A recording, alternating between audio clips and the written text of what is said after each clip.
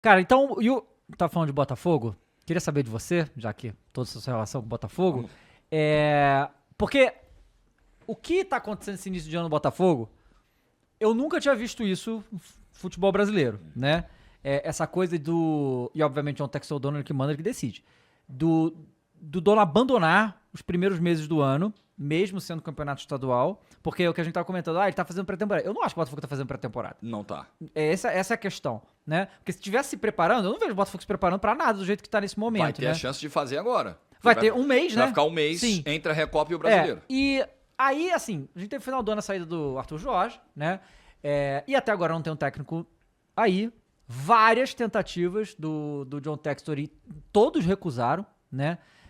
As informações que a gente tem, né? Porque isso não fica público assim, mas todo mundo foi. Jardine, Tite, o Vasco, né? O Luiz, um monte de gente. O outro Luiz Castro, né? É outro Luiz Castro.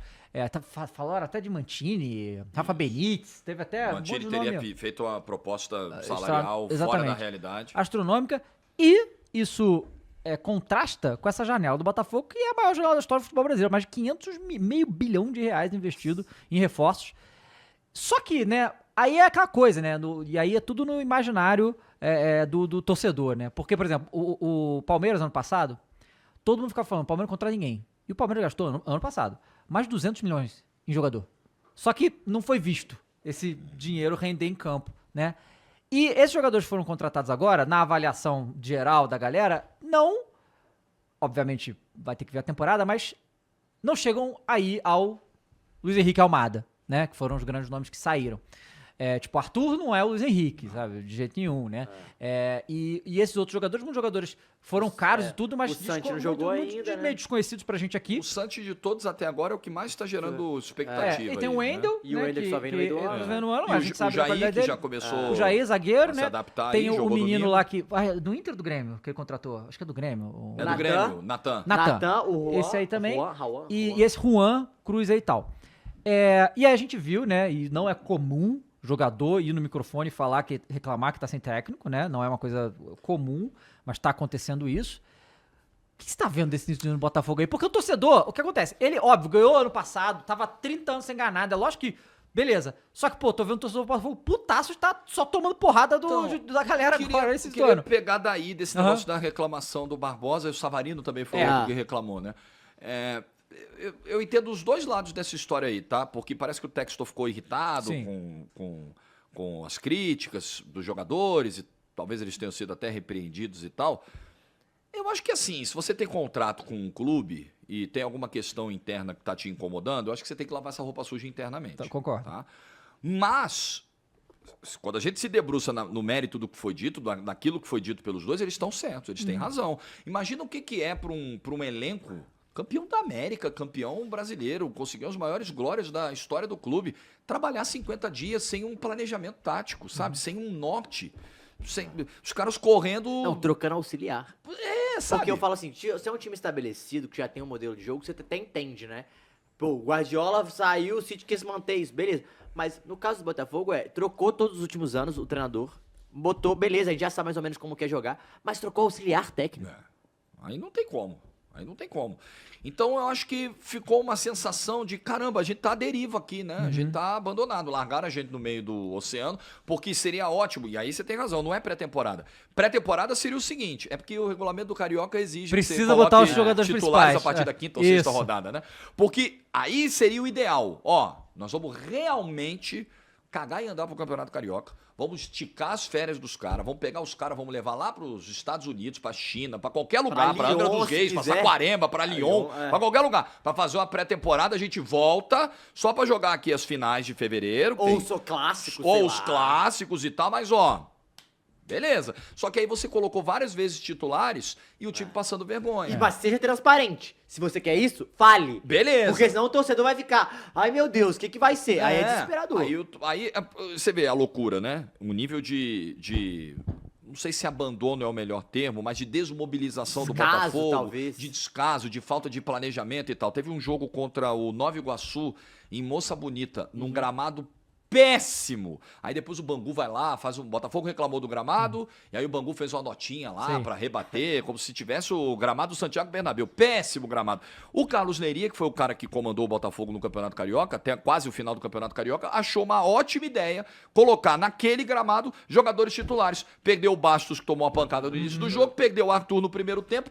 Isso aí é óbvio que é falta de um planejamento, assim, de um treinador, de você ter no comando... De um cuidado. De um cuidado de colocar no comando um profissional com o mínimo de bagagem, experiência para comandar o elenco, repito, atual campeão da América, gente. O Botafogo, dia 30 de novembro, estava ganhando a Libertadores da América. Então eu acho que não foi a intenção do Textor, eu tenho certeza, desrespeitar os caras. Até porque, vamos combinar, ele foi pego de surpresa com a história do Arthur Jorge. Porque você faz um contrato com um cara de 2 anos, o cara acabou de ser campeão, você tá imaginando que ele cumpra o contrato até o fim, o cara resolveu ir embora. Não é fácil ter que lidar com isso logo depois de 2 títulos numa virada de ano. Mas, pô, 50 dias, cara. 50 dias para definir o nome, não dá. E tem todo um processo de entrevistas que o Textor toca, ele conversa pessoalmente com os caras, ele quer entender. Cara, eu acho... show. Por exemplo, quando anunciaram, né, saiu no GE essa notícia, o interesse do Vasco Matos, que acabou não se concretizando, porque ele não tinha lá o curso e tal, eu elogiei, falei, caramba, tem uma linha de pensamento aí, né? Um técnico português, jovem, num clube emergente. Mantini, os caramba, a galera tava só burburinho, né? Agora eu já não sei, né? Exatamente. Agora eu já não sei, agora talvez... Não, e aí o Vasco vem e me fala, ainda bem que eu não fui depois. Ainda vem com esse papinho. Óbvio, porque jogando pra ele foi ótimo, né? Porque ele renovou, ganhou um aumento lá do Santa Clara, se valorizou. Se bobear, o Santa Clara vai pagar o curso dele. Finalmente ele vai ter a tal licença e o Botafogo foi quem se ferrou nessa história. Pois é, mas aí, né, o que acontece? Eu entendo o campeonato estadual você deixar pra lá. A gente sabe que os campeonatos estaduais, o Caio fala que é o Walking Dead, né? Tirando o Paulista, né? Paulista é um bom campeonato. O Paulista é um bom campeonato. É o único, assim, realmente, porque eu vejo... Porra, tanto o Flamengo... aqui, foi pica. Flamengo, Fluminense e o Vasco... E o Vasco na situação, o Vasco mal, o Vasco tá mal, né? E Vasco acabou de fazer um pedido... Recuperação judicial, né? O que é muito sério. Então, assim, esses 3 times jogaram 4, 5 rodadas do campeonato só com os moleques de 15 anos, porque nem os reservas eram. Os reservas não estavam jogando. Mesmo assim, todos classificaram. O Flamengo ficou em primeiro, assim, né? Pelo amor de Deus. Mas o Fluminense e o Vasco também classificaram. Mesmo assim, então o campeonato realmente... E assim, chegando na última rodada, eles sem dependerem dele mesmo, porque se os menores lá ganhassem, eles passavam, mas não conseguiram porque é um campeonato de nível técnico muito baixo.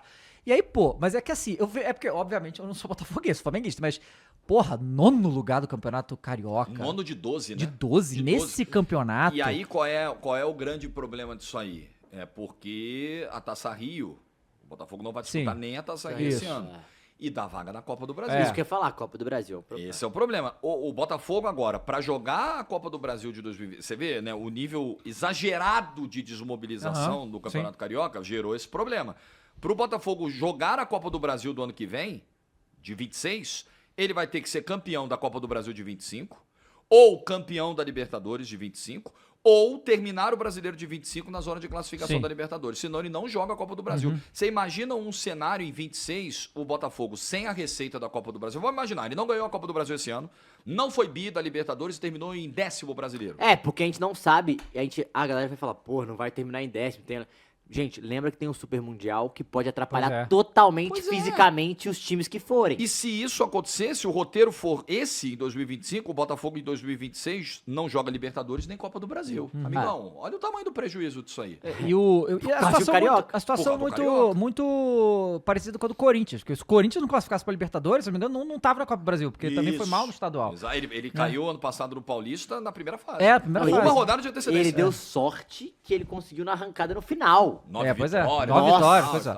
E aí, assim, mas aí não só isso, né? No Campeonato Carioca, mas, pô, tomar o baile do Flamengo na Supercopa foi um baile. E esse 2-0 do Racing aí, reverter isso é muito complicado. Muito difícil. Muito difícil, porque o Racing é um bom futebol time, que tá jogando, né? Porque não tá jogando um bom futebol, né? Agora, uma coisa que me surpreendeu positivamente para esse jogo de quinta foi a mobilização da torcida. Eu tava muito pé atrás com a presença de público quinta-feira, por tudo que aconteceu, por esse ano totalmente deprê do Botafogo, mas até ontem já tinham vendido 30 mil ingressos. Legal. Estavam abrindo os outros setores que só abrem quando lota, então deve ter casa cheia na quinta-feira.